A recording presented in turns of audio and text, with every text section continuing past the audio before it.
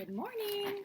Let's see what our new teacher is like on Wayside School. The new teacher. The new teacher entered the classroom carrying a big blue notebook stuffed with papers. She had white hair and wore glasses. She was a lot older than anyone else in the class. She took a big breath. "My, it's tiring walking up all those stairs, isn't it?" she said. Nobody said anything. They just stared at her. She set her notebook on the teacher's desk. "My name is Mrs. Drizzle," she said, "and I'm not from Brazil." She smiled at her little joke. Nobody else smiled. After Mrs. and Mr. Gorf, they did not trust teachers. Drizzle, thought Dee Dee. Where have I heard that name before? "Where are you from?" asked Leslie. "Actually, I was born not too far from here," said Mrs. Drizzle. "Then why'd you say you came from Brazil?" asked Benjamin. "No, I said I wasn't from Brazil," said Mrs. Drizzle. "Have you ever been to Brazil?" asked Eric Fry. "No," explained Mrs. Drizzle. "It was just a little joke. Brazil rhymes with Drizzle. I thought it might help you remember my name." Terrence laughed. "Drizzle! Brazil!" he shouted. "That's funny!" Several other kids laughed too, but not Dee Dee. She had heard of Mrs. Drizzle somewhere. She was sure of it. And whatever she had heard, she was sure it wasn't good. "What's a Brazil?" asked Eric Ovens. "Brazil is the largest country in South America," said Mrs. Drizzle.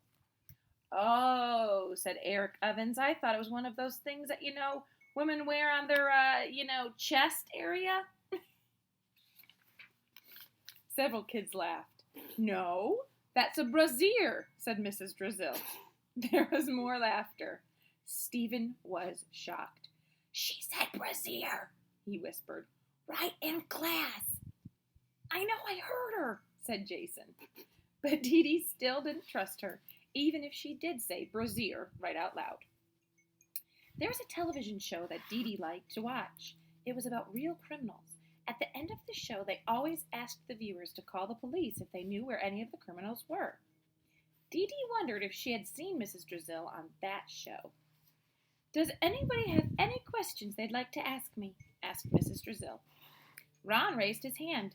Mrs. Drizzle pointed to him. "How old are you?" asked Ron. Dana gasped. "You're not supposed to ask someone that," she said.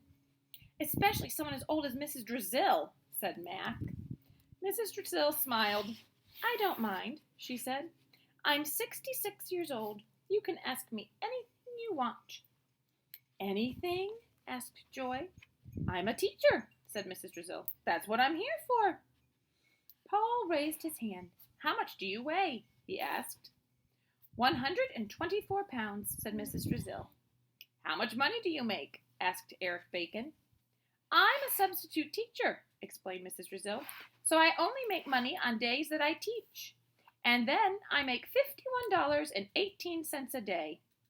"What a rip-off," said Jenny. "You should make at least $200 a day." "Well, that would be nice," said Mrs. Drizzle, "but I'm a teacher, and I love to teach. I love to see young children learn." Joy raised her hand. "How many men have you kissed in your whole life?" Mrs. Drizzle thought a moment as she appeared to be counting on her fingers. 31, she said. Everyone gasped. Dee Dee raised her hand. Mrs. Drizzle smiled at her. "Yes, the girl in the pretty flower t-shirt." "Have you ever been to jail?" asked Dee Dee. "No," said Mrs. Drizzle. "Are the police after you?" "No," said Mrs. Drizzle. Dee Dee still didn't trust her. "Okay," said Mrs. Drizzle. "Before we get started, I want to say one more thing. I enjoy teaching so much that sometimes I get a little carried away. I talk too much. So if I start to get boring, will someone please raise your hand and tell me?" "For real?" asked Todd. "You want us to tell you to stop talking? And we won't get in trouble?" asked Phoebe. "No, of course not," said Mrs. Drizzle. "You'll be helping me and the rest of your class. You're not going to learn anything if you're bored." "Cool," said Terrence. "Oh, I suppose when I first started teaching, I used to be a little more strict," said Mrs. Drizzle. I even worried about things like whether my students had clean fingernails or if their shirts were tucked in. But times have changed. I've changed. Besides, the kids were a lot worse back then. At least some of them. For just a second, her sweet face turned sour as she looked at her notebook on her desk. Then she smiled again. I believe teaching requires mutual cooperation. I will cooperate with you, and you need to cooperate with me. If we work together, we will have a very enjoyable learning experience. Her face turned sour again. But if you cross me, you'll be very, very sorry. She ran her fingers over the blue notebook.